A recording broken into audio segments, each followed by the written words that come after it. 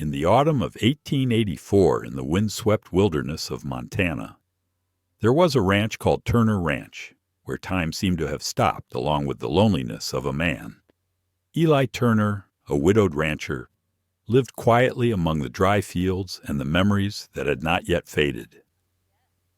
In the old house, there was no longer the warmth of a woman, only the sound of wind blowing through the window and the silent gaze of Noah, the crippled son, bitter with his own life. On the barn door, a small notice had been posted for half a year. Wanted a mail-order bride, no beauty required, just someone who can work and keep promises. No one answered, until one day, a widowed woman, Clara, stepped down from the dusty carriage. There was still a crack of hurt in her hard eyes, but her voice was warm and determined. "If you don't have someone to cook dinner, I'll start. A man who doesn't want to love, a woman who has nothing left to lose. Can two closed souls find light in each other again, and can love, which seemed dead in this barren land, sprout from kindness and a little faith? If you've ever felt lonely, ever thought it was too late to start over, this story is for you. Please like, share, and subscribe to join us in No Mail Order Bride Wanted, the rancher's crippled son, until a widow with nothing left said. Yes, a story about love, honor, and the rebirth of the human heart on the American frontier. Autumn came early that year. By late September, frost had begun to creep across the fences of the Turner Ranch, whitening the rails like old bones. The wind out of the north carried the smell of snow that hadn't yet fallen, and every sound seemed thinner, the creak of a door hinge, the low rumble of cattle far off, the scrape of Eli Turner's boots across the porch. The Turner place had seen better days. Its barns leaned under the weight of years and weather. The porch boards were gray as driftwood. Inside, there was no scent of bread or soap, no soft hand to set things right. Since Mary Turner's death 3 winters before, the house had gone quiet in a way that even the wind respected. Eli lived by the clock of chores, dawn to dusk. He worked until the day was stripped bare, leaving nothing but silence. He spoke little, even to his son. Words he had found only made the loneliness echo louder. Noah, his boy, was 17 now, narrow-shouldered, sharp-eyed, and bitter as unripe fruit. A fall from a horse 2 years earlier had left him with a crippled leg that would never heal straight. Since then, he had learned to hide pain under sarcasm, to push away pity with the same hands that gripped his crutch. He spent hours in the barn tinkering with bits of metal, the smell of oil and rust clinging to him. The boy had his mother's hands quick and precise, but none of her gentleness. Outside the post office in town, there had been a notice nailed to the board for nearly half a year. Mail order bride needed homestead. Outside Miles Creek, honest work, fair living, apply Turner Ranch. Eli hadn't written it himself. The town preacher had insisted, saying no man should run a place alone, not with a son to raise and winters so long. But when the letters came hopeful, perfumed, some written in shaky hands, Eli folded each one and placed it in the stove.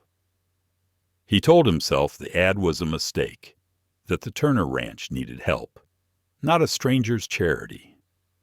So when the stagecoach appeared that afternoon, grinding up the dirt road like a ghost out of the hills, Eli wasn't expecting anyone. He was hauling water from the well when he saw the coach stop at the gate. Dust swirled in the gold of the low sun. A woman stepped down not timidly, but with the steady poise of someone who traveled far enough to lose the habit of fear. Her dress was plain gray, her coat frayed at the edges. She wasn't young, but not old, either the kind of age that carried history in its eyes, a widow's kind of age. Eli set down the bucket. slow and cautious. "Ma'am," he said, voice rough from disuse. "You might have taken the wrong turn. Miles Creek's 2 miles south." The woman lifted her chin. "No, this is the Turner Ranch, isn't it?" Her voice was clear but low, like a bell half buried in snow. "It is," Eli admitted, "but I don't recall sending for anyone." The stage driver tossed her bag to the ground, muttered something about being late to Fort Benton, and cracked the reins. The coach rolled away, leaving only dust and the sound of wind in the sage. The woman didn't move. She watched the stage vanish, then turned back to Eli. "I'm Clara Jameson," she said, "from Missouri." Eli frowned. The name meant nothing. "I reckon you've come a long way for nothing. Mrs. Jameson." "I ain't." She cut him off gently. "I read your notice. You said you needed help. That was months ago," he said. "And I didn't mean I know what you meant." She glanced past him toward the yard, the sagging barn, the empty porch, the single trail of smoke from the chimney. "Still, it seems the need hasn't changed." Eli straightened. "You best get back to town before dark. I can send for a wagon in the morning." Clara's gaze lingered on him a long moment. Her eyes were dark, but not soft. "If you haven't anyone to make supper yet," she said quietly, "I'll start with that." Then she picked up her small carpet bag and walked past him toward the house. Eli stood there a while, the bucket still at his feet, trying to remember the last time someone had spoken to him in that tone, calm, unafraid, as if she'd already decided he couldn't turn her away. Inside, the air smelled of dust and cold iron. Clara set down her bag, rolled up her sleeves, and found the kitchen without asking. She moved through the space like someone who had once known comfort and had learned to make do without it. The stove still worked.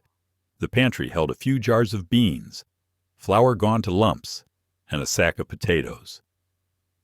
By the time Eli came in, the place was warmer, the table set with 2 plates, and the smell of frying onions filled the air. Noah appeared in the doorway, leaning on his crutch. "Who's she?" he asked flatly.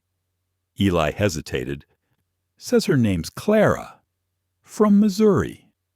Another charity case?" Noah's voice carried the sharp edge of defense. "Or did you finally decide we needed a maid?" Clara turned toward him, not offended, not even startled. "Neither," she said. "Just someone who can cook a meal and earn her keep. You must be Noah." The boy blinked, unused to being met head-on. "You sure you got the right place?" She smiled faintly.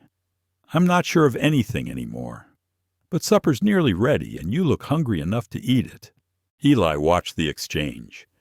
The brief flash of surprise on Noah's face, the quiet authority in Clara's tone. Something in the air shifted. The house, which had been hollow for years, suddenly seemed smaller, as if the walls had drawn closer to listen. Later, when the dishes were done and Noah had gone to the barn, Eli stood by the door as Clara folded a dishcloth. "You shouldn't have come all this way," he said. "The notice was never meant to stand that long." Clara nodded once. "Maybe. But sometimes, what's meant and what's needed aren't the same thing." Her hands were rough, the skin reddened by travel, but her movements were steady. She spoke with the kind of calm that comes after loss, not resignation, but acceptance. "I don't expect anything," she added. "Let me stay a few days, work for my meals. If you still want me gone after that, I'll go." Eli wanted to protest, to keep the distance that grief had taught him to value. But instead, he heard himself say, "Suit yourself." She gave a small nod, as if she'd known he would. When she turned away, Eli noticed the hem of her coat was torn, mended hastily by hand. She wasn't here for comfort or rescue. Whatever she'd lost back east, she'd buried it deep, same as he had. That night, as the wind picked up across the plains, a light burned in the kitchen window of the Turner ranch. For the first time in 3 years, the house smelled of bread. Eli lay awake, listening to the sounds below the soft scrape of a chair, the faint clink of dishes, and thought of how a stranger could walk through a man's silence like sunlight through dust. He told himself it was only for a few days, but deep down, he knew something had shifted, something small, maybe, something like hope. The next morning came pale and cold, the kind of cold that seeped through wood and bone alike. A thin mist clung to the ground, softening the lines of the corral and the distant ridge. The Turner ranch woke slow, cautious, as though the world itself wasn't sure it wanted to begin again. Eli was already outside when Clara stepped from the house. She wore the same gray coat, her hair pinned in a simple knot.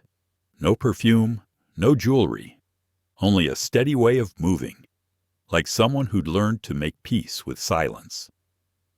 He watched her from the barn door, half hidden by shadow. She carried a pail to the chicken coop, then gathered the eggs without a word. The hens fussed around her skirts, but she didn't flinch. Later, she filled the troughs, swept the porch, and set bread to rise. Every motion small, deliberate, done without asking permission. Eli hadn't told her to do a thing. That bothered him more than he expected.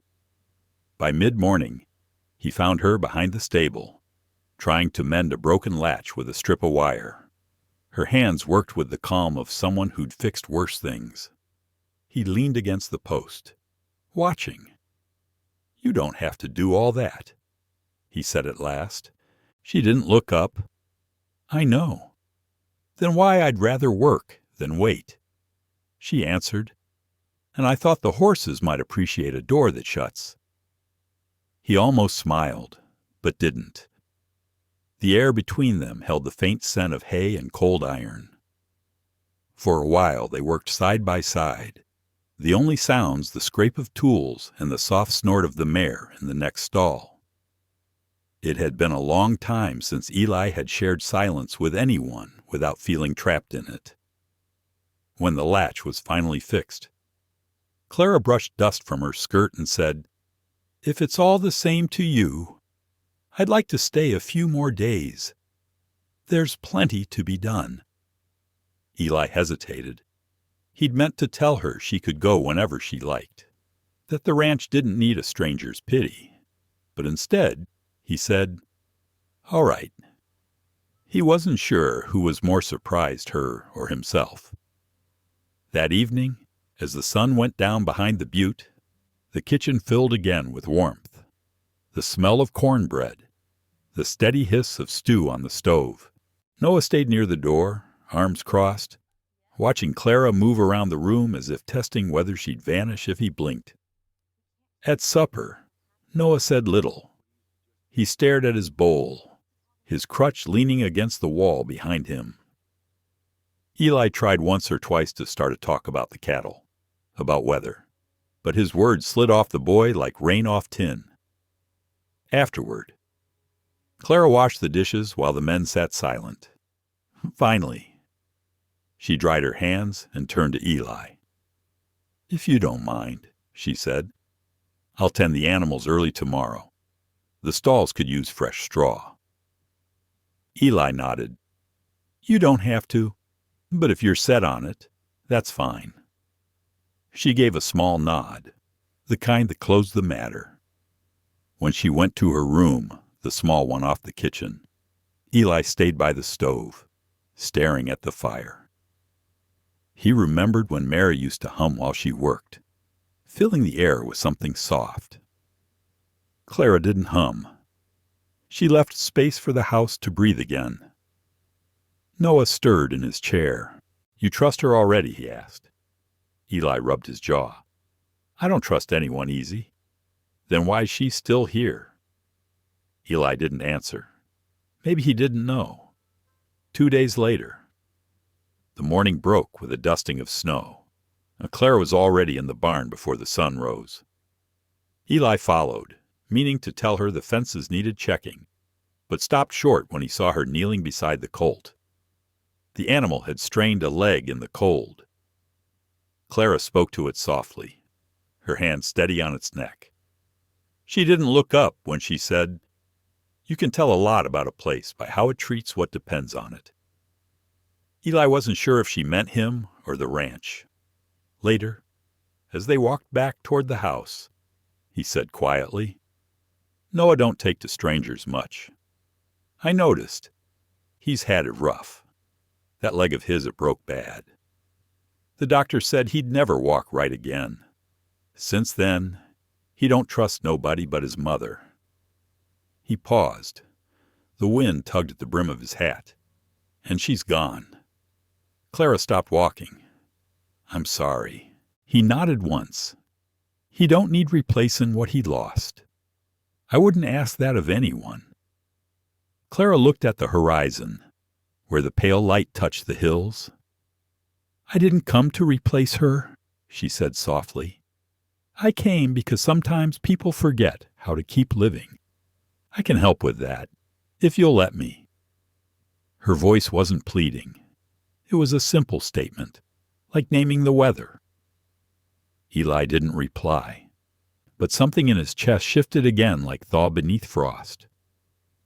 That night, Clara sat by the fire sewing a tear in one of Noah's shirts. The boy limped past her, pausing at the door. "You don't have to do that," he said. "I know." He frowned, the same stubborn look his father had. "I don't want anyone feeling sorry for me." She didn't look up. "Good. Pity's cheap.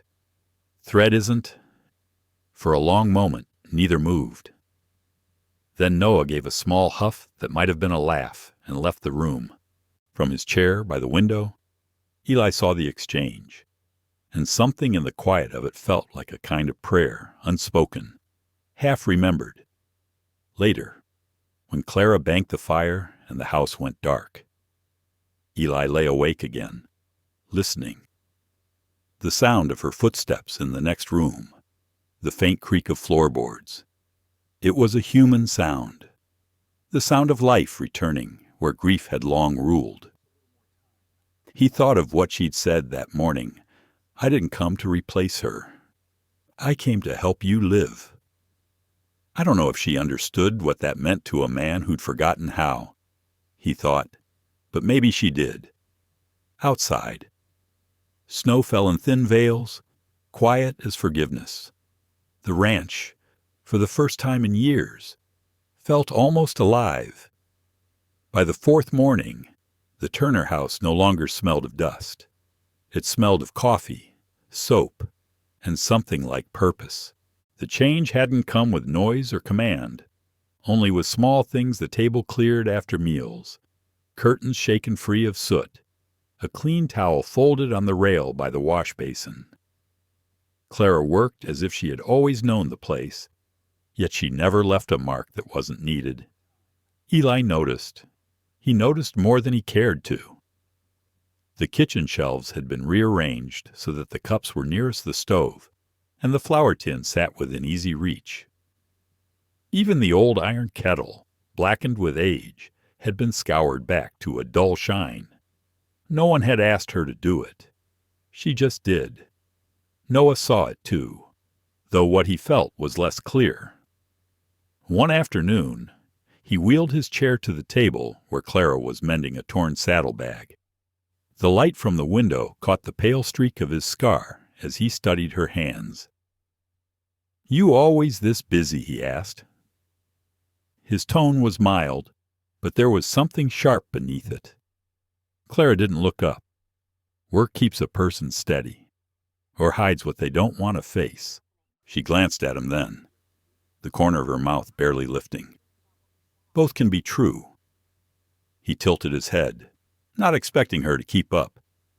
"You plan on rearranging every corner of this house before you leave." If it helps it breathe again? Maybe. Noah's fingers drummed on the table. My mother used to say things like that. Only she played the piano after. Clara's hands paused for half a heartbeat, then resumed their quiet stitching. I heard her piano. It still sounds like it remembers her. The boy said nothing. His gaze flicked toward the parlor where the instrument waited beneath its linen cover. He didn't play it, and he didn't let his father move it either. Some memories, he thought, shouldn't be touched. She didn't press. She never did. That was what unsettled him. By late afternoon, clouds rolled in from the north. The wind rattled the windows, carrying the scent of snow. Eli came in from the barn, his coat dusted white at the shoulders. He found Clara sweeping the floor, her sleeves rolled to the elbows. Noah sat nearby, watching her with that mix of suspicion and curiosity only a wounded boy could sustain. You don't have to do all that, Eli said, hanging his hat. I know, she replied, still sweeping, but it feels wrong to sit while the day's still working. Noah muttered something under his breath. Clara looked at him, patient as ever. What was that, she asked. He didn't answer. His eyes were on the broom. You don't stop, do you? Not until the work's done. And who decides when that is? I do. The boy snorted, half a laugh, half defiance. That sounds like trouble. Probably, she said, setting the broom aside. But I've known worse kinds of trouble. Her tone was soft, not defensive. For a moment, Noah almost smiled. Then he turned his chair toward the door. As he reached the threshold, Clara spoke again. If you don't need help, I'll just observe. Some things teach themselves if a person's willing to look. He stopped, looked back. Observe what? How a man decides what kind of life he wants, even when it's smaller than he hoped. Noah held her gaze longer than he meant to. There was no pity in her eyes, and that was new to him, almost disarming. He left without a word, but his silence wasn't as cold as before. That night, after supper, Eli sat by the fire mending a halter. Clara read quietly by lamplight, her lips moving just enough to form the words. Noah was at the table with scraps of wood and brass, building something that looked half like a toy, half like a plan. Eli spoke first. You fixing that contraption again. It's not broken, Noah said. It's a lever for the wheel brace. Might save me from tipping over when the ground's uneven. Clara looked up. That's clever. The boy shrugged. Just physics. Still clever, she said. Some folks never learn how to balance what life breaks. He glanced at her sharply. And you have. I'm learning. For the first time, Noah didn't have an answer. The days fell into rhythm after that measured. Careful, like a song that repeats until it becomes part of breath. Clara cooked, cleaned, mended. Eli worked the fences. Noah tinkered in the barn. Once, when Eli came in from the fields, he found Clara standing at the window, staring out at the snow that had begun to fall. Her reflection looked younger in the glass, softened by the light. You miss Missouri, he asked. She smiled faintly. Miss is too strong a word. There's not much left to miss. He nodded. Same here. Outside. The wind shifted, brushing the eaves with a long sigh. For a moment, neither spoke. The quiet wasn't heavy this time. It just was. A week passed before Noah offered the smallest olive branch. He rolled his chair into the kitchen where Clara was kneading dough. The latch on the barn door's sticking again, he said. I can fix it, if you'll hand me the wrench. She wiped her hands and found the tool. You know how I know enough. Good. Then I'll watch and learn. He frowned. You, why not? You said you'd observe. Not interfere. I did. This is observing. For the first time, he laughed outright, though he tried to hide it. You twist words like you twist dough. She smiled. It holds shape better that way. When he wheeled outside, she followed not to help, but to stand nearby while he worked. The wind tugged at her coat, carrying the smell of snowmelt and pine. Noah loosened the bolt, tested the hinge, then wiped his hands. Done, he said. It's solid. She agreed. You've got patience. He gave her a sideways glance. You're not what I expected. What did you expect, someone who'd try too hard? Clara brushed hair from her forehead. Then you'll be disappointed. I tried just enough. Something in his face softened. The kind of soft that isn't surrender, but understanding. That night, Eli watched them from the porch.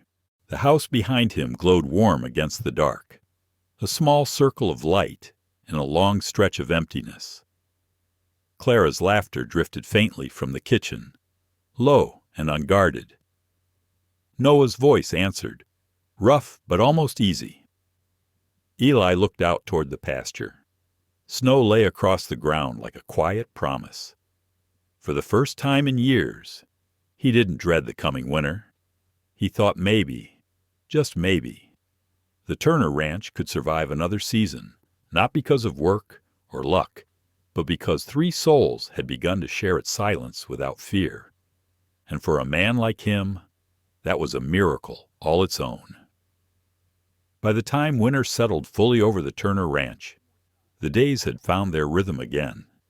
It wasn't the old rhythm, the one Mary Turner had set years ago, but something quieter, steadier, like a river carving a new bed through familiar stone. The mornings began with the sound of the stove door opening, the smell of coffee drifting through the house before the light reached the windows. Clara was always the first to rise. She moved about softly, tending the fire, setting dough to rise, and laying out breakfast. It wasn't grand cornbread, eggs, sometimes beans, but it was warm, and it was enough. Eli still rose early out of habit, though now, when he came into the kitchen, there was already a cup waiting for him. He never asked for it, but he never turned it down. He'd drink in silence while she worked, the two of them moving around each other with the ease of people who didn't need words to share space. I used to think quiet meant loneliness, but maybe quiet can also mean peace. Noah would appear later, grumbling about the cold, his crutch thumping lightly on the floorboards. He still tested Clara, but his edge had dulled.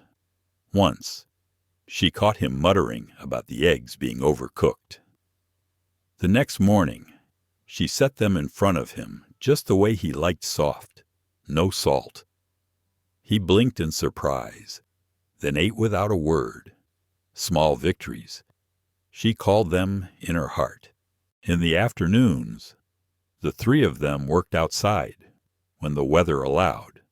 The wind was sharp, but the chores didn't wait for spring. Clara tied a shawl around her head and followed Eli to the barn. The hinges on the south door had come loose again, and the whole thing groaned in the wind like an old animal. Eli held the board steady while she hammered. You ever fix a door? Before he asked, not mocking, just curious. Plenty, she said. My late husband wasn't much for tools. I learned if I wanted something mended, I'd best do it myself. He gave a low chuckle, barely more than a breath. It startled her. That a laugh I heard, she asked. Maybe. Don't make a habit of it. She smiled to herself. Wouldn't dare. For a moment, he looked younger. Just a man, not a widower weighed down by years of loss. She caught the sight of it and tucked it away quietly, like someone saving a letter they'd never send. When the door finally hung straight, he stepped back to test it. Good as new, he said. Better, she answered. New things don't hold together this long. He looked at her, then really looked, and for a flicker of time, the air between them felt less cold. Inside. Noah had been watching from the window. He wouldn't admit it, but he liked the sound of them talking, even if it was just about doors and hinges. It reminded him of when his mother used to hum in the kitchen while his father split wood outside. That afternoon, he came out to the yard. The snow was shallow, crisp under the wheels of his chair. "You missed a post on the north fence." He called out. Eli turned. "You sure?" "Sure enough." Clara wiped her hands on her apron. "Then you can help us find it." He frowned. "Don't need pity. Didn't say you did. Just need another pair of eyes." It was the same tone she always used, firm, unbothered. He sighed, but he followed her anyway. Together. The three of them walked or rolled along the fence line until Noah pointed out the leaning post. "See? Told you." Eli grunted. "Guess you did." They worked together to brace the post upright, Clara holding it steady while Eli packed the earth tight with the back of a shovel. When it was done, she nodded toward Noah. "Think it'll stand?" He examined it critically. "If it doesn't, we'll fix it again." "That's the right answer," she said, smiling. Noah tried not to smile back. The days lengthened by inches. Snow melted, then froze again, leaving a thin crust of ice that glittered under the pale sun. Clara began sewing a new cushion for Noah's chair, a thick one, stuffed with cotton and patched from an old quilt she'd found in the trunk upstairs. When she gave it to him, he didn't know what to say. He ran a hand over the fabric, tracing the faded blue squares. "You didn't have to do this." "I know," she said simply, "but I wanted to." He sat back, testing it. The cushion softened the jolt of every stone and rut on the frozen ground.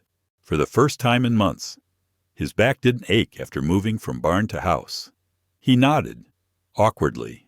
"Thank you." "You're welcome." Noah, from the porch. Eli watched the exchange. He didn't say anything, but something inside him eased. Clara had done what neither words nor time had managed. She'd found a way to make his boy stop pushing against the world, if only for a little while. That night, the wind died down. The kitchen lamp burned late as Clara finished mending a torn shirt. Eli sat across from her, reading a newspaper weeks old. The silence between them was warm, full of things neither felt the need to name. "You've been good for the place," he said finally. She looked up, surprised by the admission. "It's your home?" "Eli, I just straightened what was already here." He nodded. "Still, feels different." She didn't answer. She didn't have to. Noah came in then, the cushion tucked under his arm. "It works," he said. Clara smiled. "I'm glad." He hesitated, then added, "The stew smells good tonight." Eli raised an eyebrow. "Is that your way of saying thank you too?" Noah shrugged, but the corner of his mouth lifted. "Maybe. After supper." They lingered at the table longer than usual.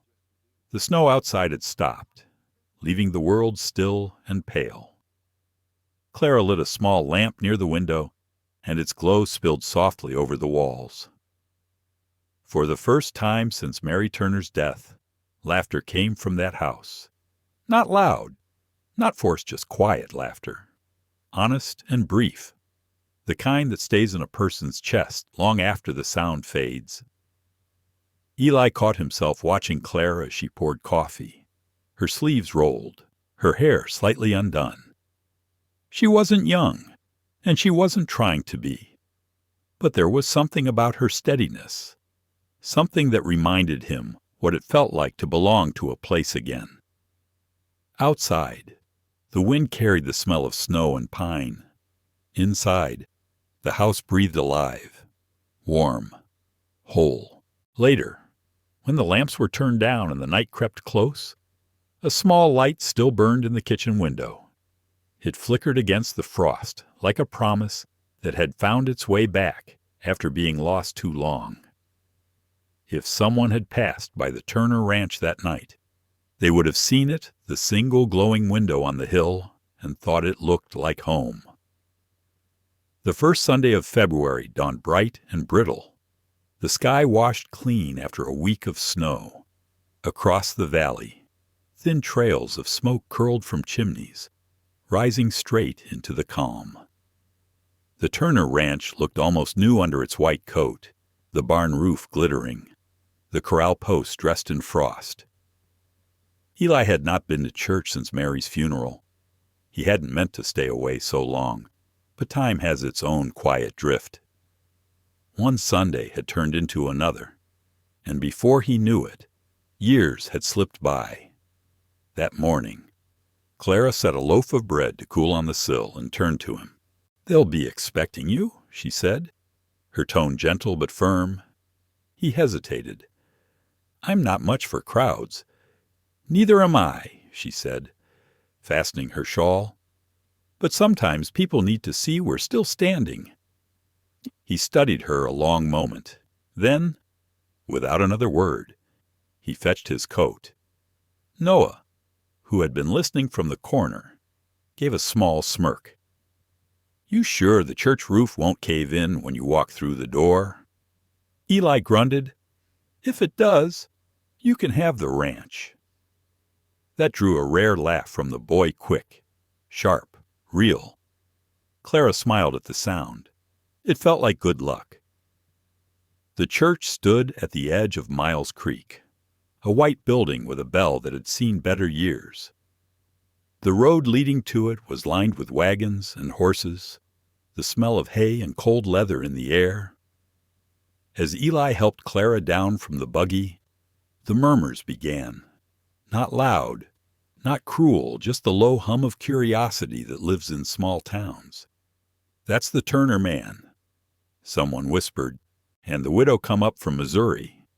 He took out one of those mail-order ads." "Didn't he?" another voice added. "Guess he finally found someone desperate enough to answer." Clara heard them. She didn't flinch. Instead, she straightened her gloves and placed her hand lightly on Eli's arm. It was not a gesture of possession, but of steadiness, as if to say, "We'll walk through this together." Inside, the church smelled of wood smoke and hymn books. The pews were filled, and the old organ wheezed through the first verse of "Nearer, My God, to Thee."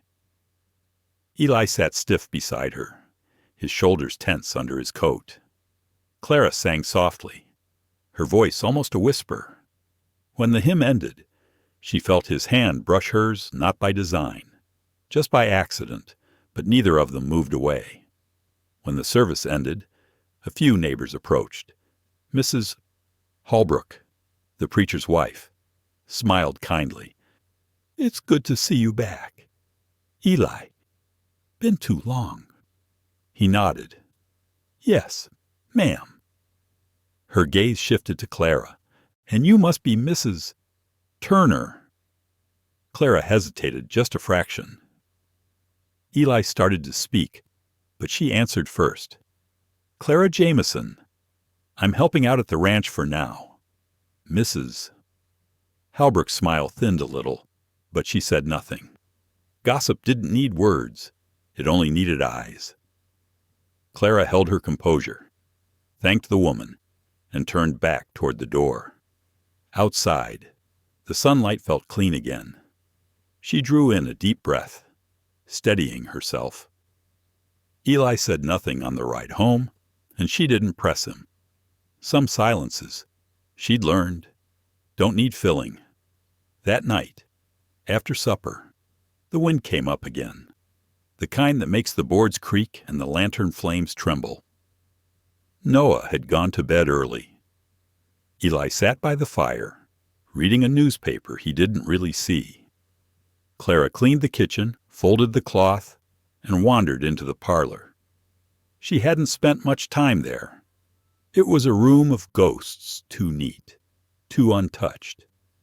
Dust lay thick on the shelves, the kind that spoke of years rather than weeks. In the corner stood a piano, covered with a heavy linen cloth. The shape of it was solemn, familiar relic of the woman who'd once filled this house with music. Clara approached it slowly. Her fingers hesitated on the cloth before lifting one corner. Dust motes rose in the lamplight like tiny memories, fragile and restless. The wood beneath was dark, beautiful even under its neglect. She traced the edge, feeling the fine cracks of age. For a moment, she imagined Mary Turner here, hands moving gracefully over the keys, voice humming softly while Eli leaned against the doorway. Younger, lighter. The thought didn't sting. It humbled her. She pulled the cover back entirely and sat down on the bench. The cushion had flattened with time. Her reflection shimmered faintly in the polished lid. She lifted the fallboard and revealed the keys, yellowed but still whole. Her fingers hovered above them, close enough to feel the cold. Then she placed her hand down, not to play, just to rest it there. The ivory was cool beneath her palm, smooth as water. She pressed one key lightly. It gave no sound. She didn't try again. Instead, she let her thumb trace a single line along the octave, a gesture almost like prayer. "I won't disturb what was yours," she whispered, though she wasn't sure who she was speaking to, Mary, Eli, or herself. When she replaced the cloth, she smoothed it gently, as though tucking in an old friend. Eli found her there a few minutes later. "I thought you'd turned in," he said quietly. She turned toward him, startled but calm. "I was just looking." He nodded toward the piano. "Hasn't been touched since she passed." "I figured," she said. He stepped closer. "She used to play in the evenings. Said it made the house feel less empty. I couldn't bear to hear it after." Clara looked down. "I understand." He studied her face. "You're not afraid of ghosts." She smiled faintly, only the kind that still breathe. Something in that made him laugh under his breath, a soft, unexpected sound. "You're different, Clara, maybe. But I think we all carry the same kind of hurt. It just wears different faces." They stood in silence for a moment, the air between them heavy with unspoken things. Then she said, "The piano doesn't need to be played to be remembered." He nodded slowly. "No, I suppose it doesn't." When she left the room, Eli stayed behind. He lifted the cover again and pressed a key himself. The note was faint, out of tune, but it lingered in the air like a ghost refusing to leave. Later that night, Clara lay awake listening to the wind against the shutters. It wasn't lonely, not anymore. Somewhere beneath the ache of memory, something new had taken root, a quiet respect, a fragile understanding that healing didn't mean forgetting. She closed her eyes and thought of the piano, silent, but still alive under its cloth. Like them, she thought. Still here, still trying. March brought thaw, but not peace. The snow receded into furrows of mud. The river near Miles Creek broke loose with ice, and word from town began to travel faster than the wind. Letters, notices, talk. They carried more trouble than rain ever did. Eli had ridden into town for supplies that morning. When he came back, he didn't speak. He left the horse unsaddled and sat by the table with a paper in his hand, the lines in his face carved deeper than usual. Clara was mending curtains by the window. Something wrong. He didn't answer right away. Then he laid the paper flat on the table. County office posted a new clause for homestead renewals. She looked up. What kind of clause? He stared at the page, as if the words could undo themselves. They're requiring legal family status now. Married couple or a registered next of kin. Single claimants are being reevaluated for forfeiture. Clara set her sewing aside. Forfeiture. He nodded. If the land ain't certified as a family holding, it reverts to the state.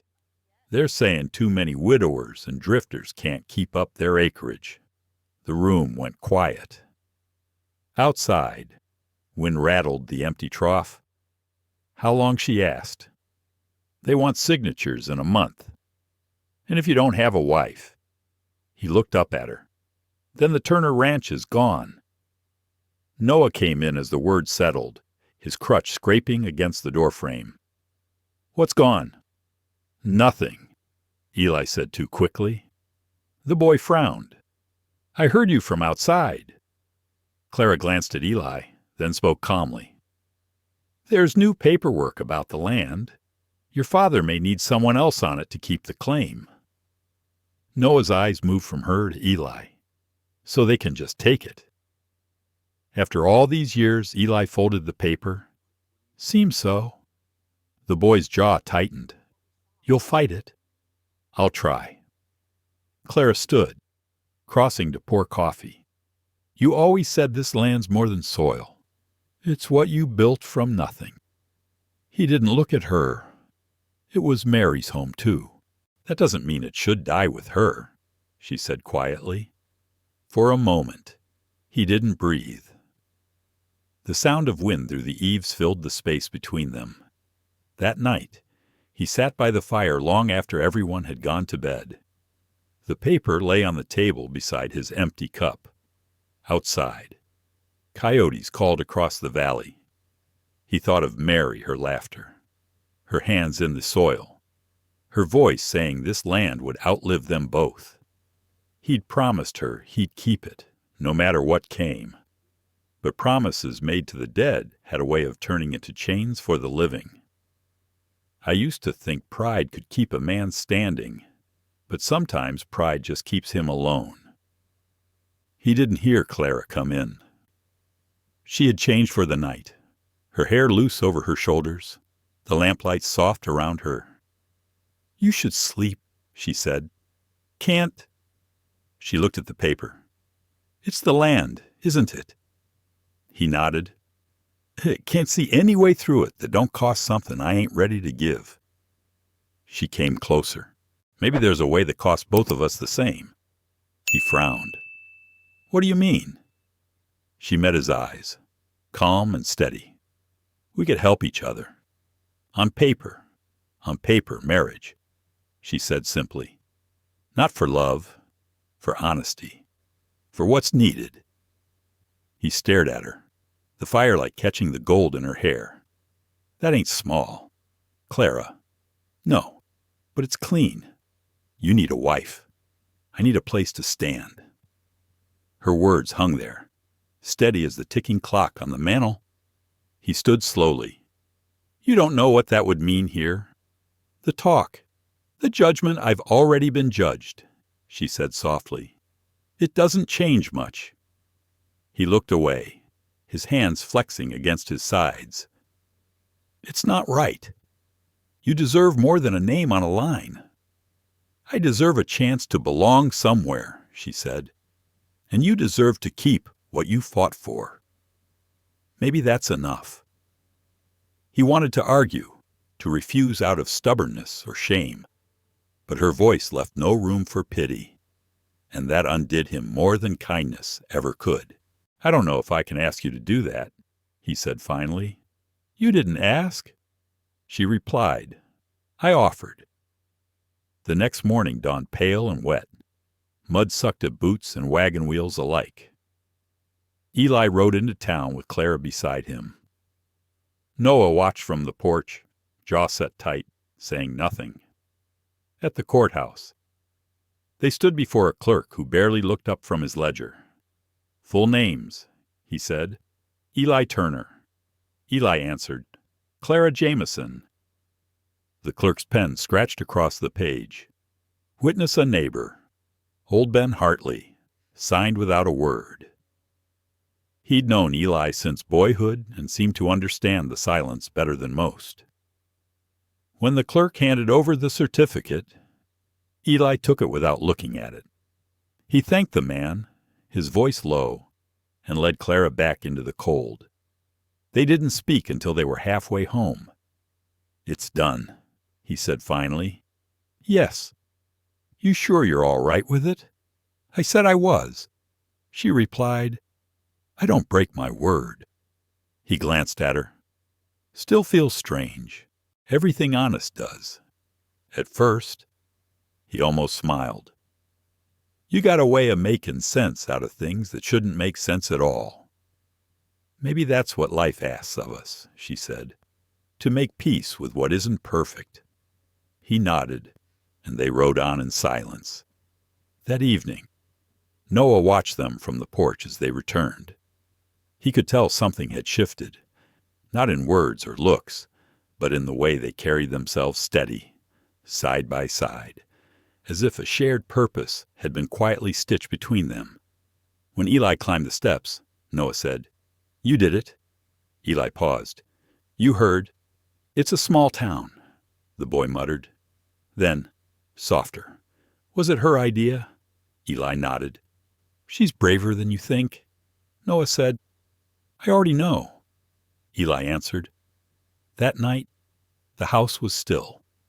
The new certificate lay folded in the drawer beside the stove. No celebration, no change of tone, just the faint smell of bread baking, the hum of wind around the corners, and the soft, steady rhythm of a home learning to breathe again. Eli sat by the fire until the logs collapsed into embers. He thought of what they'd done not out of love, not yet, but out of something rarer decency, respect, and the kind of trust that can't be spoken. Marriage of convenience, the world would call it. But maybe convenience wasn't the right word. Maybe it was courage, the courage to begin again, even when the heart still ached for what was gone. The wedding happened on a Wednesday morning, without fuss or music. The preacher's house stood near the creek, a squat building of stone and cedar, its windows fogged from the stove burning inside. The wind outside carried the smell of thawing earth, of things long frozen beginning to give way. Eli wore his good coat, the one Mary had stitched before the harvest years ago. Clara had brushed her hair smooth and tied it back with a strip of white ribbon she found at the bottom of her trunk. It wasn't lace, but it was clean. That seemed enough. Noah didn't come at first. He said he wanted no part in something that wasn't real. Eli hadn't pushed him. The boy had his own ghost to wrestle. Inside, the preacher stood waiting, his Bible open to a page that had seen too many tears. His wife brought tea, set it quietly on the table, and slipped out. The ceremony was short. There were no vows of love, only of honesty, a truth both heavier and kinder. "Do you, Eli Turner, take this woman, Clara Jameson, to stand beside you in the eyes of God and the law?" Eli's voice came rough. "I do. And you, Mrs. Jameson." She met the preacher's eyes, then Eli's. "I do." The preacher closed the book. "Then by the law of this territory and the grace that covers us all, I declare you husband and wife.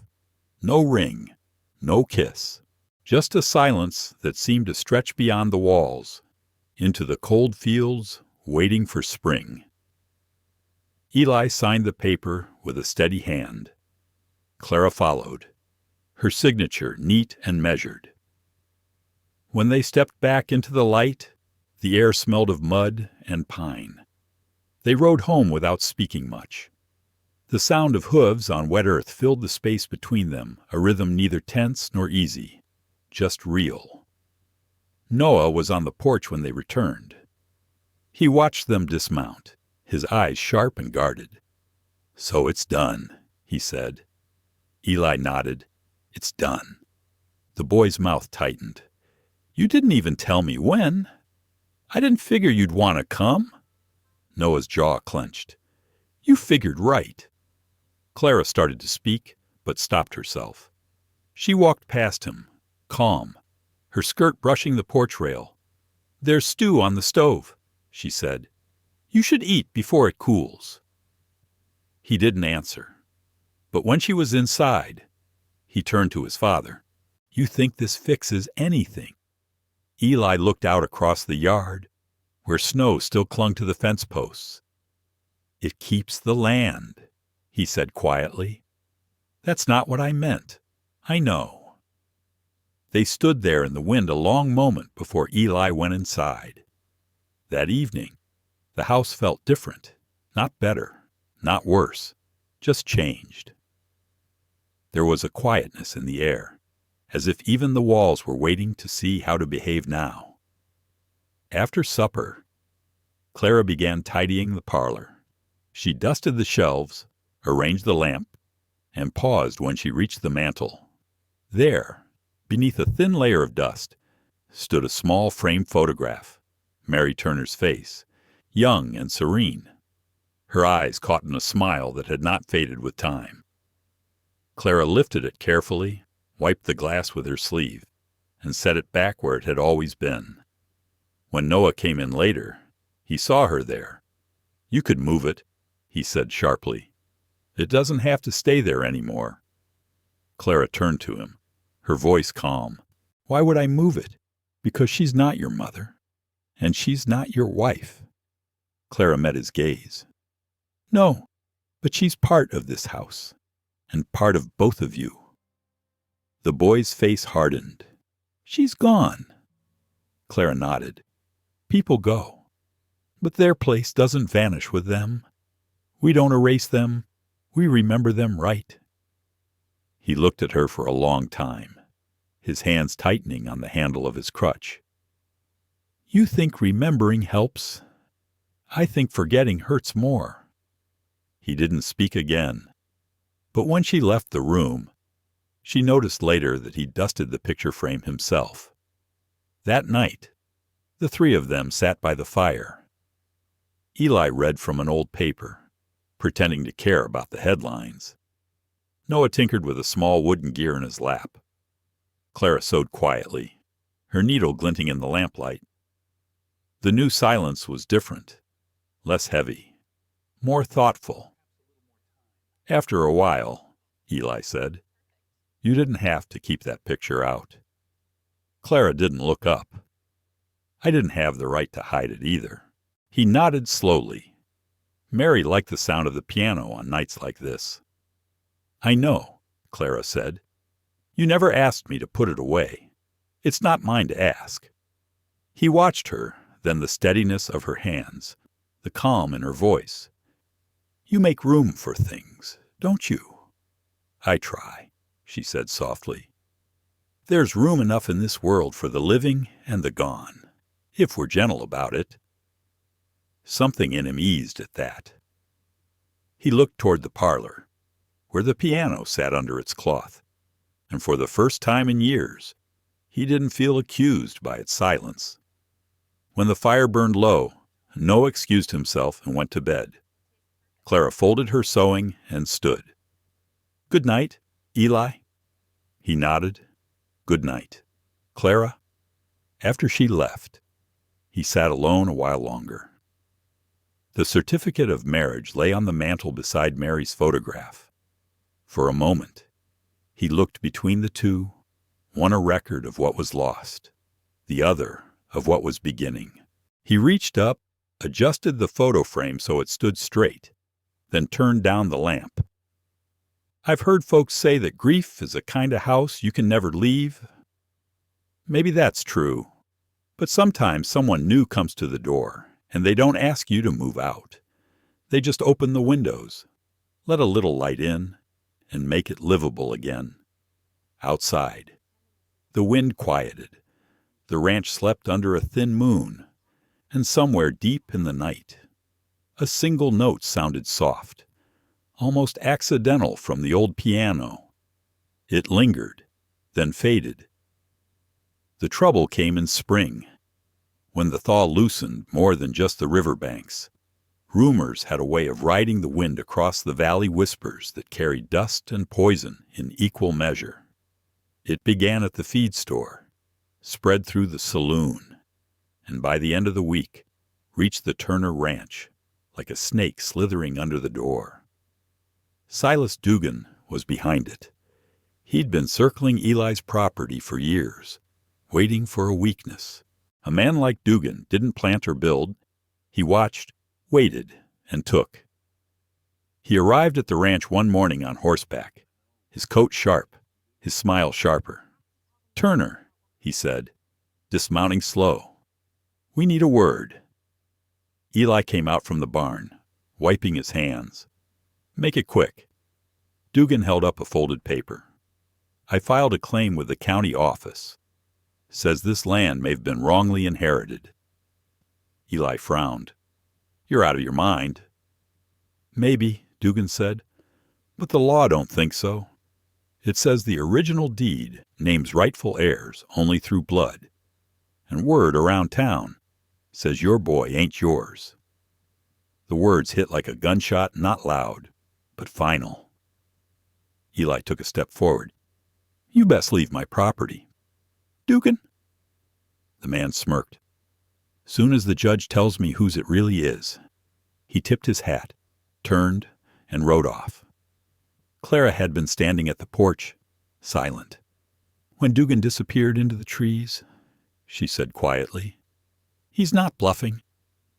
"I know," Eli said. His voice was tight, distant. "He's digging where he knows it'll hurt." That night, the house was heavy with quiet. Noah didn't come to supper. When Clara went to check on him, she found him sitting by the window, the lamplight soft on his face. "So that's what they think," he said, not turning, "that I'm not really a Turner." She came closer. "They're wrong." He gave a bitter laugh. "You don't know that. I know what I've seen. I've seen the way your father looks at you. Blood doesn't make that." He stared out into the dark. "Doesn't matter what we think. The law is made of paper, not love."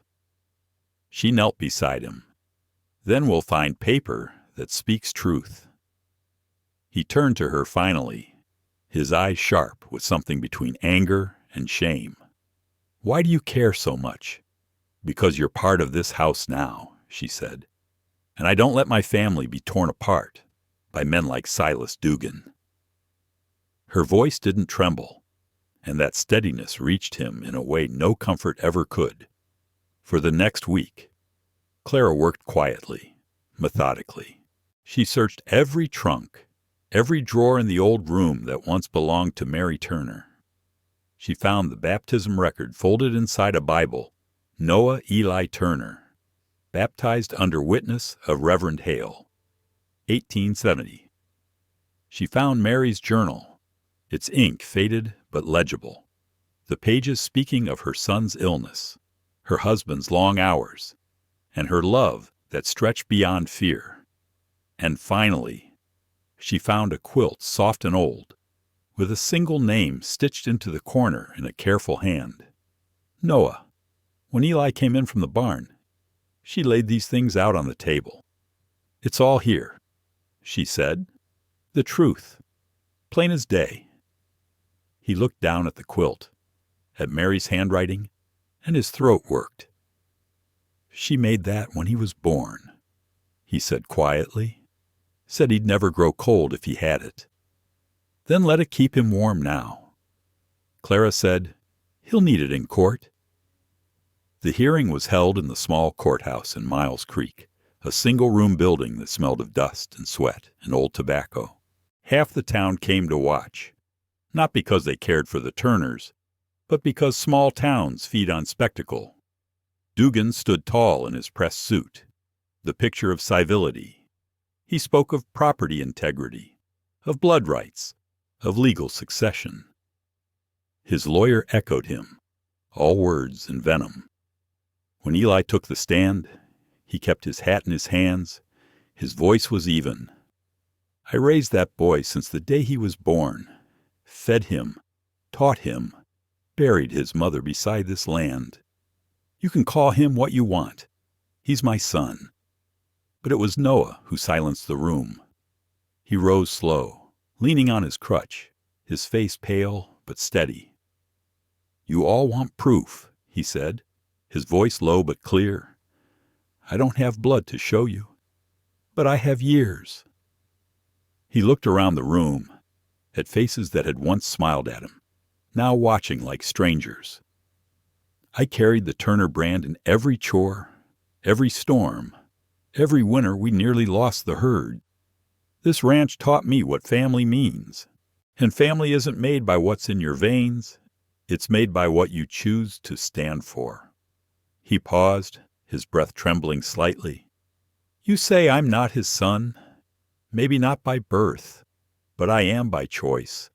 And I'll keep being one even if the law forgets how to see it." For a long moment, no one spoke. Then Reverend Hale stood from the back, holding the baptism record high. "That's God's signature on that boy's name." He said, "Seems to me that outranks yours, Silas Dugan." The crowd stirred. Murmurs turned into agreement. Even the judge leaned forward, tapping his gavel once. "Claim dismissed," he said. "The land stays with the Turners." Dugan's face tightened, but he said nothing. He gathered his hat, turned, and left his boots echoing against the floorboards like a retreating storm. Outside, the sunlight broke through the clouds for the first time that week. The air smelled of wet earth and something clean. Clara stood beside Eli and Noah on the courthouse steps. The boy held the quilt in his hands, the one his mother had made, and looked up at the sky. "You did well," Eli said quietly. Noah shook his head. "We did." Eli nodded, his eyes warm. "Yeah, we did." Clara smiled faintly. "Seems like the Turners have a way of surviving storms." He looked at her, and something in his gaze softened, not gratitude exactly, but recognition, the kind that passes between two people who've both carried weight too heavy for words. When they rode home that evening, the fields looked different, not greener or fuller, but alive again. For the first time in a long while, Eli Turner believed the land might finally be safe. And for the first time, Clara believed they might all begin to heal. For a time, the Turner ranch knew peace again. The snow had melted down to soft clay, and wildflowers began to break through the hills like small defiant flames. The cattle were lean but alive. The fences stood straight, and the nights were filled with something close to laughter. Noah had started fixing the old windmill near the creek, said he wanted to see it turn again. Clara mended curtains, made preserves from the last of the apples, and left the kitchen windows open so the scent of bread could wander through the yard. Even Eli, who had lived half his life under the weight of silence, began to look a little less burdened. Sometimes, in the blue dusk, he'd pause by the porch just to watch the lamplight flicker through the house, that golden, breathing thing that now felt like home again. I remember the sound of that piece, how fragile it was, like a song played too softly on old strings. It was Clara who brought the piano back to life. One Sunday afternoon, she lifted the linen cover and pressed a single key. The note was low, hesitant, but true. She smiled, almost to herself, and began to play. Eli stopped in the doorway when he heard it, that melody rising through dust and time, trembling but alive. He didn't speak, didn't move. Noah came from the yard, stood at the threshold, and listened too. No words were needed. The sound filled the house the way forgiveness sometimes does quietly, without announcement. Spring deepened. The valley turned green again. People at church smiled differently at the Turners now, nodding as though the trial had proven something decent about them all. There were still whispers. Of course, there always are. but they faded faster than they used to. And yet, peace is a thing easily startled. It doesn't take much to remind a man that the world still has teeth. It was a Tuesday when the rider came, late afternoon. The sky was flat and pale, the kind that promises rain, but never delivers. Eli was working the south fence. Noah was in the shed, shaping wood. Clara was on the porch, shelling peas into a tin bowl. The rider came fast, his horse lathered. He slowed only when he reached the yard. Dust rose behind him, curling through the air like smoke. "Mrs. Turner," he called, tipping his hat. "Got a delivery from town. Says urgent." Clara wiped her hands and came forward. "Who's it from?" He shrugged. "Didn't say. Just told me to put it straight in your hands." The envelope was thick, sealed with wax. She took it inside, opened it by the window. Inside were 3 things: a folded sheet of paper, a smaller note, and a memory she thought she'd buried long ago. The handwriting was familiar, her late husband's, neat and slanted, but the ink was too fresh. The letter claimed a debt $4,000 owed to one Rafe Collins for business dealings prior to the late Mr. Jameson's passing. It bore a date and a signature that shouldn't exist. Her hands trembled, though her face remained still.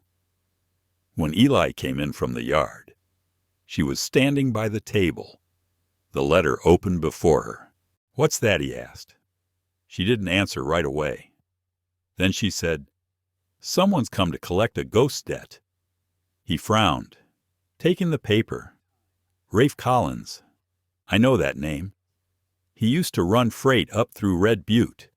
Crooked as a fence post." She nodded. "He's claiming my husband owed him money. But this," she pointed to the signature, "is forged. I know it. Then he's looking for trouble." Eli said quietly. He was right.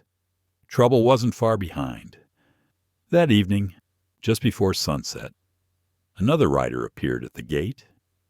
This one didn't slow down. He came straight up the path, tall in the saddle, his coat dark, his boots polished clean. Rafe Collins. He dismounted with the ease of a man used to walking into other people's homes uninvited. "Evenin', Turner," he said, his voice smooth as oil. "You've got a fine spread here." Eli stepped onto the porch, wiping his hands on his trousers. "Can't say I invited you to admire it." Collins smiled, not kindly, just business friend. "Your wife here owes me a sum. Her late husband and I had an arrangement freight line down in Missouri. Unfortunate how debts don't die with the man." Clara stood in the doorway. "You forged his name," she said evenly, "and you know it." He turned toward her, tilting his head. "Careful, ma'am. Accusations like that could land a person in court again. Wouldn't that be tiresome after all you folks been through?" Eli's hand flexed near his belt, though his gun stayed holstered. "Say your piece, Collins." Rafe's smile widened. "It's simple. Pay me the $4,000 or I'll take it another way." What way? He looked toward the barn. Nice bit of land. Could fetch a good price. Or his eyes slid toward the window, where Noah was visible through the glass, unaware. "Maybe I hold something of value till you pay." The words were calm, almost polite, but their meaning was pure venom. Clara's breath caught. Eli stepped down from the porch, close enough that his shadow fell over Collins. "You touch that boy," he said quietly, "and you won't live to see the sun again." For a moment, neither man moved. The wind shifted, carrying the smell of rain. Collins laughed softly. "You've got spirit, Turner. I like that. Let's see how long it lasts when the law comes for your property. The paper's already filed." He mounted his horse, still smiling. "You've got a week." Then he turned and rode off, his laughter echoing through the open valley. That night, the piano sat silent again. No one spoke at supper. Noah noticed the tension, but didn't ask. Later, when the lamps were out and the wind pressed against the shutters, Clara sat awake by the fire. The forged letter lay on her lap, its words glowing faint in the light. She could hear Eli pacing outside, his boots crunching the gravel. A man thinking too much, too fast. She whispered to herself, "We've survived worse." But deep down, she wasn't sure. I remember that night, the quiet that comes before something breaks. It wasn't fear that filled the house. It was the weight of knowing peace had never meant safety. And somewhere out there, beyond the dark ridge of the hills, Rafe Collins was already planning his return. The days that followed Collins' visit were gray and wind-stirred, the kind that carried the smell of rain and unease. The ranch seemed to breathe differently, quieter, watchful. Even the horses sensed it. They shied at shadows, at the creak of a loose board, at the far-off echo of a hammer striking metal. Eli Turner had known men like Rafe Collins all his life, men who didn't build or mend, only took. But he also knew the kind of silence that comes before a fight. It wasn't fear, it was focus. At dawn, he began oiling the Winchester. The rifle had belonged to his father, carried through Kansas and back. It had seen drought and dust, and now it gleamed again beneath his hands. He checked the sights, the lever, the worn groove where the stock had once split. He hadn't fired in years, but when he set up the tin cans along the fence line, the shots rang clean, sharp, deliberate. Each echo rolled out across the valley like a warning. Noah watched from the barn door, saying nothing. When Eli paused to reload, the boy came forward, leaning on his crutch. "You'll need a steadier rest," he said. "The stock kicks harder than your shoulder will like." Eli nodded. "Reckon so." Noah motioned toward the workbench. "I can build something for that." He spent the afternoon sawing and shaping wood dust clinging to his shirt, his brow tight with thought. By evening he had fashioned a brace from 2 blocks of oak, lined with saddle leather. When Eli set the rifle into it, it fit smooth, true. "That'll hold," the man said. Noah shrugged, but his eyes shone faintly. "It better. In that small exchange wood, steel." Trust something wordless passed between them. Not courage exactly, but the quiet promise that neither would run. Meanwhile, Cutter began to show himself. He was Collins' hand tall, thin, with eyes like dull coins. He rode the edge of the Turner property every few days, never close enough to provoke, never far enough to ignore. Sometimes he fired a shot into the air, just to remind them he was there. Once, Clara found the chicken coop door unlatched, feathers scattered. Another morning, one of the calves was missing. "They're testing us," Eli said. "Then let them see we're not afraid," she replied. Her tone was calm, but inside she felt the tremor of dread like a low hum. Fear was a familiar thing to her. She'd known it in the long illness of her first husband, in the nights when debt collectors came scratching at the door. But this was different.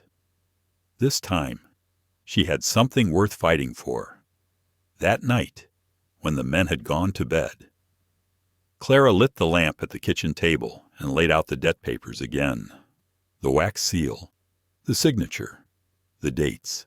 She read each line, slow, deliberate, tracing every figure with her fingertip. Then she saw it, a single inconsistency so small it could have been missed by anyone else. The paper claimed her husband had signed the contract October 1878, but he had died that March. Her breath caught.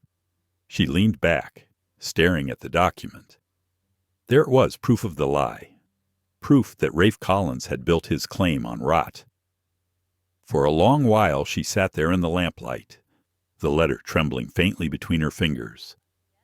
Outside, the wind scraped the shutters, but she felt strangely calm. When Eli came in later, he found her still there. "You should rest," he said. "In a minute," she answered softly. "I think I found what we need." He frowned. "You mean?" She slid the paper toward him, her finger under the date. He forged it careless. "The year's wrong. He's trying to collect on a man who was already in the ground." Eli stared at the ink, then met her eyes. "You're sure, certain as sunrise?" He nodded slowly, a quiet relief passing through his face. "That might save us." Clara smiled faintly. "Or it might make him angry." Eli reached out, touched her hand, not as a husband to a wife, but as one survivor to another. "Then we'll be ready." The next morning, the ranch stirred earlier than usual. Noah took the rifle brace out to the corral and tested it with Eli. They practiced until the rhythm came smooth again. Load, aim, fire, breathe. Each shot echoed against the canyon wall like a heartbeat. Clara worked in the kitchen, her mind half on the stove, half on the papers tucked inside her apron. She would ride into town the next day. Speak with the sheriff quietly. Show him the proof before Collins could act. Every movement in the house carried a sense of purpose. The way Eli stacked firewood by the door. The way Noah checked the hinges on the barn. Even the way Clara stirred the stew, slow and thoughtful, as if steadying herself for what was coming. By sundown, the valley had gone still again. The three of them ate without much talk. The air outside felt thick, electric, the kind of quiet that holds its breath. When the dishes were done, Noah stood at the window. "He'll come soon," he said. Eli nodded. "Aye, but not tonight. He wants us to wait." Clara looked from one to the other. "Then we won't give him what he wants." They all turned toward the sound, then faint hooves somewhere beyond the ridge, distant, but closing. Noah's hand tightened on his crutch. Eli rose, took the rifle. Clara reached up, turned down the lamp. Darkness settled soft and complete. Outside, the first stars began to pierce the sky. And somewhere, beyond the black horizon, the shape of danger shifted closer, drawn not by fear, but by the quiet defiance of those who refused to yield. I remember thinking then courage doesn't always roar. Sometimes it's just three people in a lonely house, holding their ground while the wind turns cold again. The wind changed before sunrise. It carried that dry, uneasy scent that comes before something burns dust, sage, and danger. Eli Turner woke to it and knew. Some part of him had been waiting for that silence all night, the kind too perfect to trust. He rose, boots soundless on the floorboards, and checked the Winchester by the door. The metal was cold, but the weight steady. Outside, the sky was still black, streaked faintly with gray. Somewhere a hawk cried once and was gone. By the time the first light touched the ridge, they came.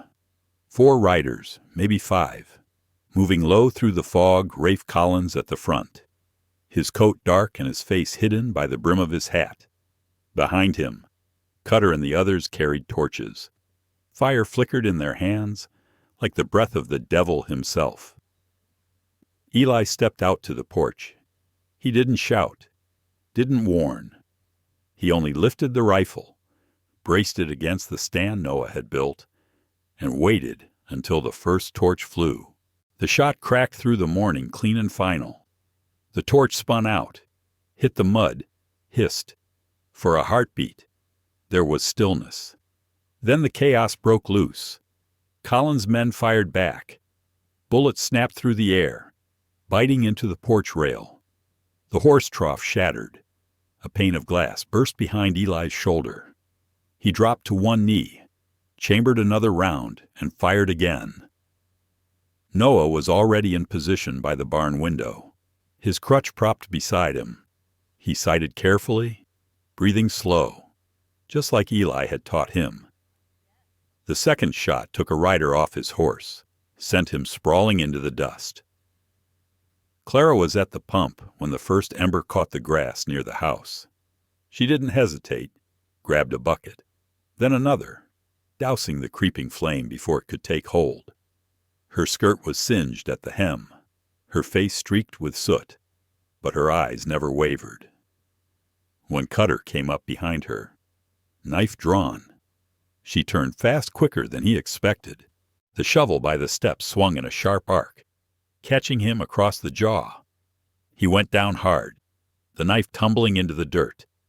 She stood over him, chest heaving, the shovel gripped like a rifle. "I told you," she said quietly. "We're not afraid." He tried to rise. She brought the shovel down again. This time, he stayed down. Eli saw the flames licking near the barn and ran toward them. A bullet grazed his shoulder, hot and sudden. He stumbled, caught himself, and fired blind toward the ridge. Somewhere out there, a man screamed. The Winchester kicked hard against his shoulder, but he barely felt it. All he could see were the torches, the house, the faces of those he'd sworn to protect. "Stay inside," he shouted, though he knew neither of them would. From the corner of his eye, he saw Noah move again. Not the uncertain boy of months ago, but something steadier, older. He was reloading, calm, deliberate. Rafe Collins rode closer now, his horse wild, his torch raised high. "I'll burn you out." "Turner!" he shouted. "All of you."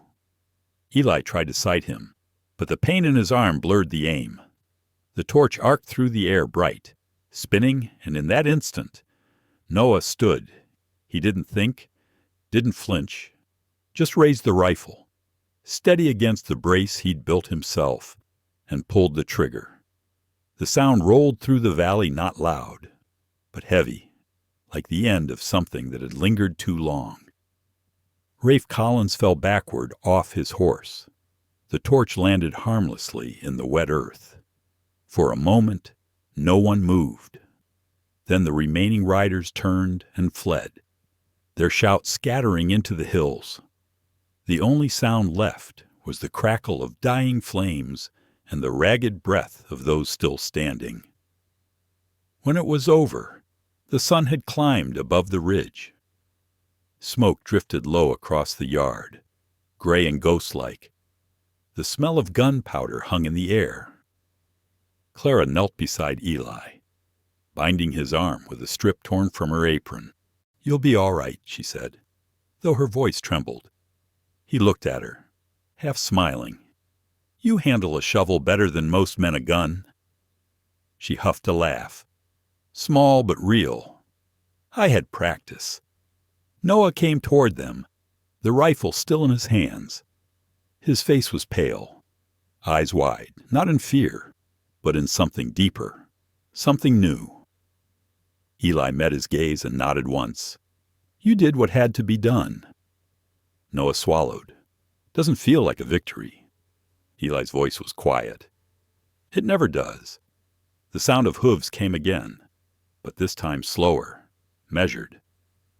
Sheriff Darnell rode up with 2 deputies, dust trailing behind them. He dismounted, surveying the yard, the bodies, the smoke, the silence. "Got your message, Mrs. Turner," he said, tipping his hat. "Came with a judge's order. Those papers you sent, they tell quite a story."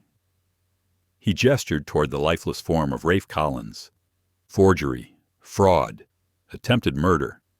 Seems the law caught up just in time." Clara stood tall beside Eli. "A little late." "Maybe, but in time enough." The sheriff nodded. "Guess some justice still lives out here." He looked around, his eyes softening. "You folks held your ground. That ain't nothin'." When he left, the yard was quiet again. The deputies carried the bodies away, and the Turners stood together, 3 shadows against the new sun. By afternoon, Clara had washed the soot from her hands, Noah had stacked the spent shells on the porch rail, and Eli had bandaged his arm. The piano stood open again, though no one played it yet. The ranch was scarred, blackened patches on the fence, a broken window, blood dark in the dirt, but it stood, and as the day turned gold and long, the light fell across the 3 of them in a way that felt almost sacred. I remember thinking then they didn't win by force or by fire. They won because they refused to turn away from each other. That night, when Clara finally touched the piano keys again, the sound was low and rough, but it was music all the same. Outside, the wind moved gently through the grass, carrying with it the faint scent of smoke and spring rain, the smell of something ending and something beginning. Summer came soft to the Turner Ranch that year, as if the land itself had decided they'd earned a gentler season. The hills grew green again, the charred spots along the fence faded under new grass, and in the mornings, when the mist lifted from the creek, you could almost believe none of it had ever happened. Almost. Eli Turner moved slower now. The wound in his shoulder had healed, but it left a stiffness that reminded him how close he'd come. He didn't mind the ache. It kept him grateful. Most days began the same way. Clara in the garden, her sleeves rolled to the elbows, tending to rows of beans and tomatoes. Noah by the barn, hammering new planks into the corral fence. And Eli, sharpening tools or hauling lumber, pausing sometimes just to listen to the 2 of them, their voices blending with the sound of the windmill turning again. I remember how peace settled there, not like a gift, but like a guest shy at first, then staying longer than expected. One afternoon, Noah found the letter. It came from Denver, carried by a mail coach that rattled up the road like an old memory returning. The envelope bore the seal of a technical college, the kind he dreamed about but never dared mention aloud. He opened it under the cottonwood tree, sunlight breaking through the leaves. His eyes moved quickly across the page, then stopped. Eli noticed the stillness. "What is it?" Son Noah looked up, half smiling, half stunned. "They accepted me. A scholarship. Mechanical engineering." For a moment, the only sound was the wind moving through the tall grass. Then Clara set down her basket and walked toward him, her face alight with pride. "That's wonderful," she said, her voice catching just a little. "You earned it." Eli stood silent for a while. Pride came slow to him, not because he didn't feel it, but because it was heavy, like something sacred. "Finally," he said, "if you want to go, you should. The world's bigger than this valley." Noah hesitated. "What about the ranch?" Eli looked around at the rebuilt fence, the patched roof, the steady smoke rising from the chimney. "The ranch will wait. We've built it to last." Clara placed a hand on Noah's shoulder. "You've carried enough weight for a boy. Go build something new." He nodded, and for the first time, she saw the boy replaced entirely by the man.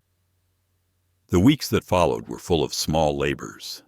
They repaired what the fire had ruined, boards replaced, tools mended, paint brushed over the scorched beams of the porch.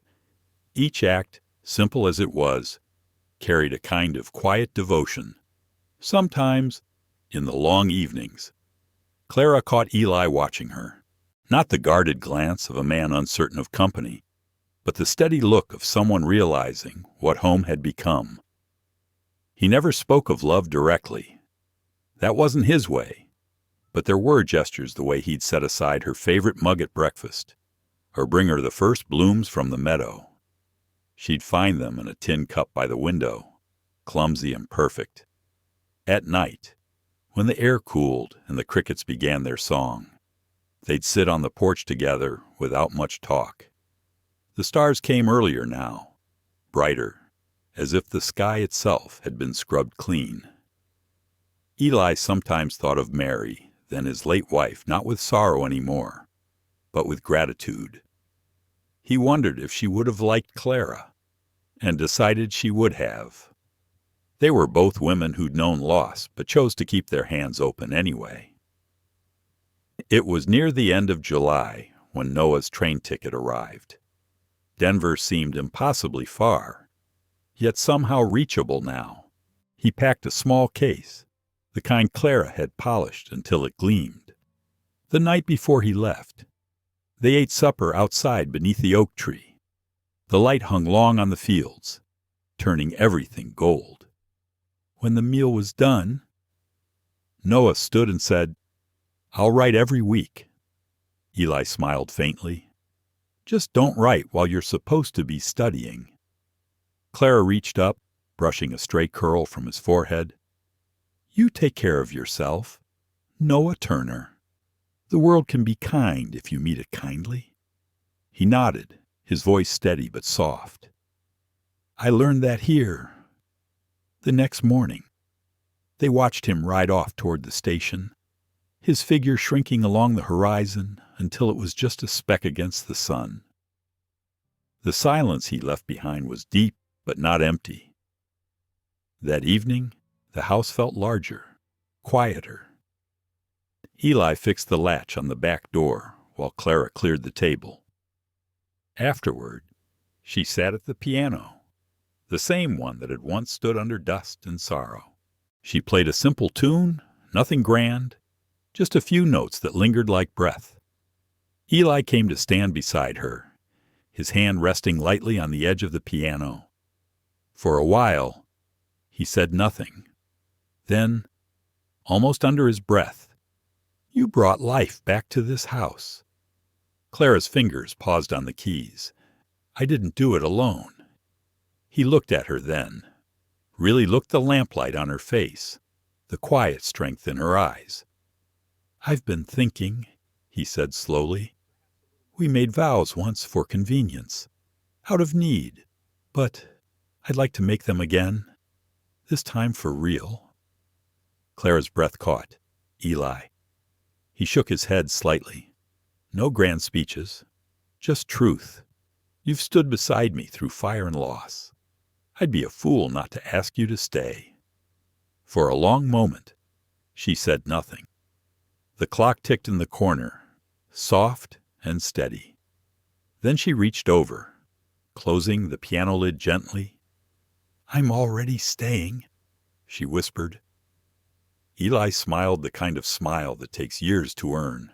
He reached for her hand, rough and warm, and she let him hold it. Outside, the night deepened. The wind turned through the fields, carrying the scent of cut hay and river water. Inside, two people sat in the half-light, not young, not unbroken, but whole enough for the life they had built, and somewhere, faint but sure. The piano began to hum again. I remember that sound. It wasn't just music. It was the sound of a house breathing, of a family finding its shape after the storm. The summer light began to fade earlier now, softening over the hills in long strokes of gold. The air smelled of hay and pine sap, and somewhere beyond the creek, a meadowlark carried its thin, trembling song. On the hill west of the Turner ranch stood three figures, motionless except for the wind that tugged gently at their clothes. The earth there was newly turned, rich and dark, the wooden cross standing fresh and pale against the sky. Eli had carved the cross himself, not fancy, not polished, just plain oak, smooth enough for a hand to rest on. The name Mary Turner was cut into it with the same careful patience he gave to every fence post, every beam of the house. He stood beside it now, hat in his hands, the brim pressed against his chest. Clara was a few steps behind him, holding a small bunch of wild violets she'd gathered from the stream bank that morning. Noah knelt in the grass, one knee braced on the ground, his crutch laid beside him. He placed the flowers at the foot of the grave, arranging them with a precision that seemed almost sacred. "She'd have liked these," he said quietly. Eli nodded. "Aye, she would." They stood in silence for a long while, not the heavy silence of grief, but the kind that comes when everything that needs saying has already been said. The wind moved through the grass, rippling it like water.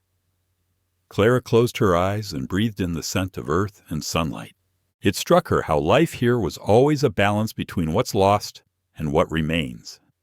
At last, she stepped forward and laid a hand on Eli's arm. She'd be proud, she said. He looked at her, eyes tired but warm. Of Noah, surely. Clara smiled faintly. Of all of us. I think, later that afternoon, they rode back down the hill. The sun hung low, brushing the tops of the cottonwoods in a wash of amber. When they reached the house, the shadow stretched long across the yard. The piano inside caught a beam of light through the window, the same piano that had once stood silent beneath dust, now polished, its lid open as if waiting. Clara paused by the table to open the envelope she'd been keeping since spring. Inside was the advertisement, the one she'd answered when her world had been nothing but ashes and empty rooms. She smoothed the paper flat, reading the words one last time. Mail order bride needed, frontier ranch, Montana territory, honest woman, plain living, good heart. Then she picked up a pen and wrote beneath it in careful script, position filled permanently. Folding the paper, she slipped it into a fresh envelope addressed to the Montana Herald. She sealed it with a single press of wax and set it aside for the next mail coach. Outside, the evening deepened to rose and violet. The lamp on the porch flickered to life, casting a circle of warmth over the newly mended boards.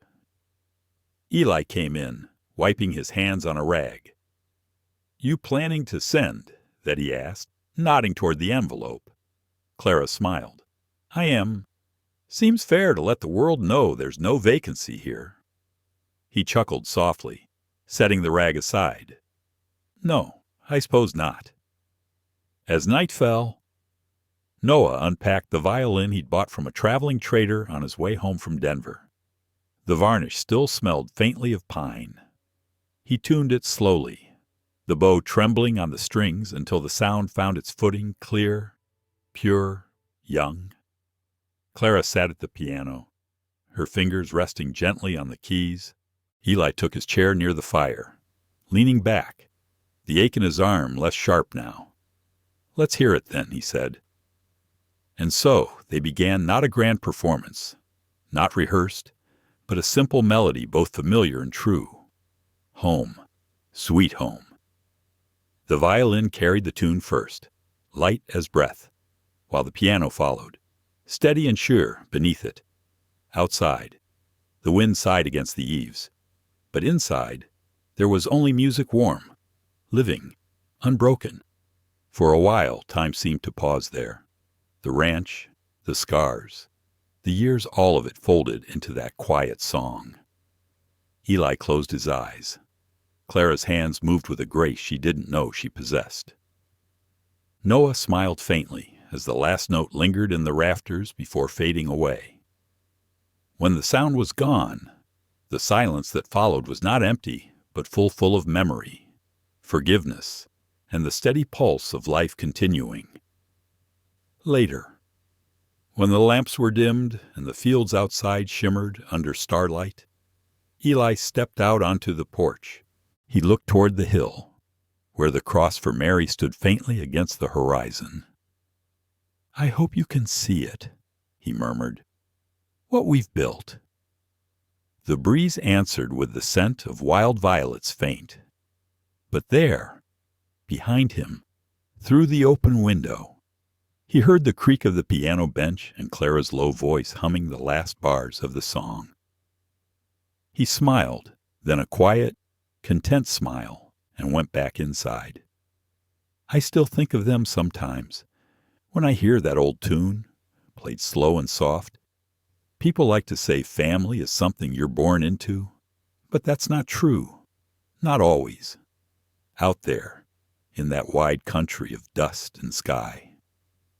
I learned that family is something you build nail by nail, day by day, with patience, forgiveness, and a bit of faith. The Turner Ranch still stood when the first snow came that year. The lights inside glowed through the frost like a beacon in the dark, and from somewhere within those walls came the faint, steadfast sound of a piano and a violin, playing the only song that ever really mattered. Home, sweet home. Thank you for listening to the story. No mail order bride wanted. The rancher's crippled son, until a widow with nothing left, said yes. If you have come with us to the end of this journey, perhaps your heart, as well as Eli and Clara and Noah's, has touched the simplest thing that people always seek, the belief that love can heal, no matter how harsh life has been. On the American frontier, where the wind carries the scent of smoke, grass, and loneliness, 3 people who thought they had lost everything learned to choose each other, trust each other, and live on. They did not find miracles. They only found kindness, the thing that saved them from the darkness. And perhaps somewhere in your life, there is also a Turner Ranch waiting for the light to return. If you feel the warmth of this story, if you believe that there is still room for kindness, for simple but lasting love, please leave a like, a comment sharing your thoughts, and click subscribe to the channel to join us. Every week, we will tell another Frontier Heart story, pieces of memories on the border, where people learn to love again. Thank you for being present, for listening in silence, because sometimes the deepest things do not need to be said in words. See you again in the next story, where the human heart continues to find its way home.